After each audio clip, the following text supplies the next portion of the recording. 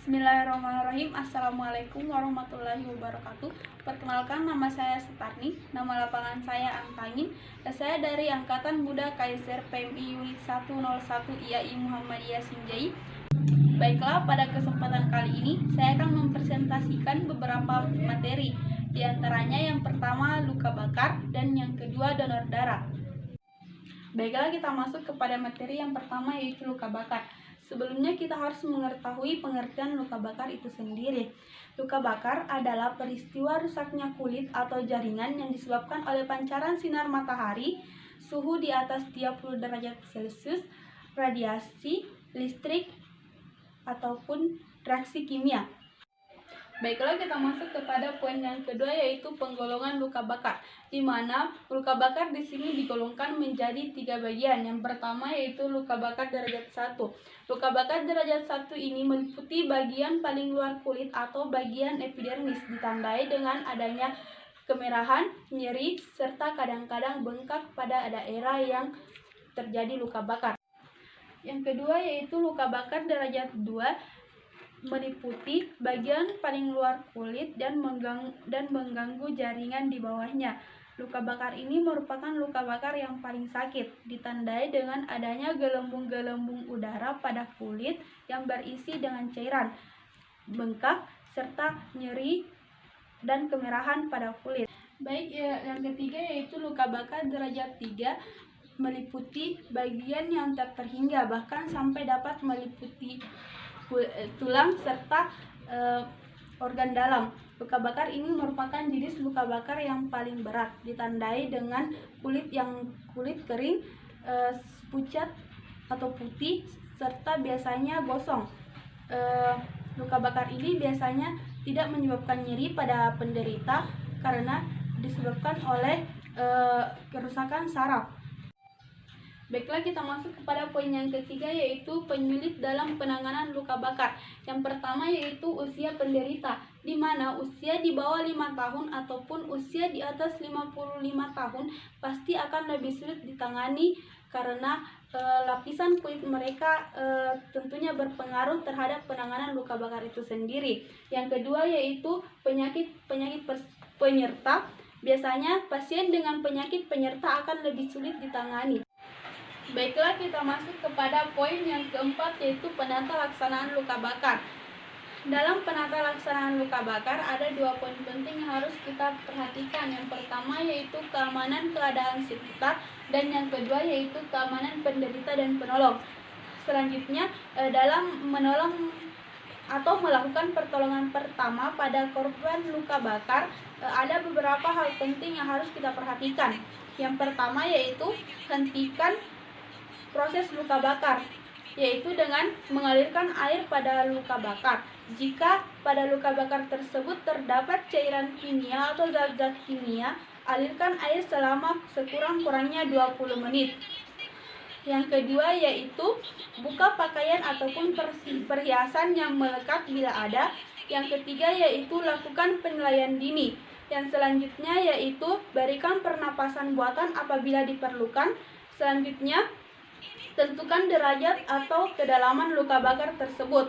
Selanjutnya, balutlah luka bakar tersebut dengan kain longgar ataupun pembalut longgar. Bila ada gelembung, jangan pecahkan. Selanjutnya atau yang terakhir yaitu pastikan keadaan pasien tetap aman dan nyaman. Baiklah, kita masuk kepada materi yang kedua, yaitu donor darah. Sebelum masuk terlalu jauh, terlebih dahulu kita harus mengetahui beberapa pengertian. Yang pertama yaitu pengertian donor, di mana donor adalah mendonasikan sesuatu secara sukarela. Yang kedua yaitu pengertian darah, di mana darah adalah suatu cairan yang terdapat dalam tubuh manusia ataupun hewan yang berfungsi untuk mengangkut zat-zat dan oksigen yang diperlukan oleh jaringan tubuh, mengangkut hasil-hasil metabolisme dalam tubuh dan sebagai pertahanan tubuh terhadap berbagai virus ataupun bakteri. Yang ketiga yaitu donor darah, di mana donor darah adalah donor darah adalah mendonorkan darah secara sukarela kepada orang yang membutuhkan dengan tujuan transfusi darah. Dan yang terakhir adalah transfusi. Transfusi adalah pemberian darah atau pemindahan darah dari satu tubuh ke tubuh orang lain yang membutuhkan. Baiklah, kita masuk kepada poin yang kedua, yaitu syarat-syarat untuk melakukan donor darah.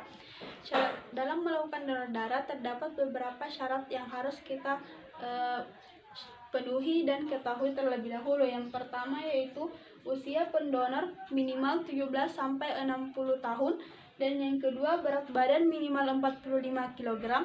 Yang ketiga suhu tubuh yaitu 36,6 sampai 37,5 derajat Celcius. Selanjutnya tekanan darah yaitu sistol 110 sampai 160 mm hemoglobin, dan diastol 70 sampai 100 mm hemoglobin. Yang selanjutnya yaitu denyut nadi, rata-rata yaitu 50 sampai 100 kali per menit.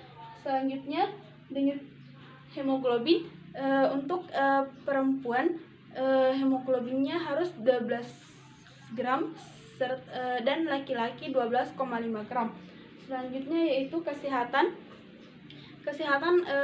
para pendonor harus diperhatikan, yaitu adanya larangan untuk melakukan donor darah bagi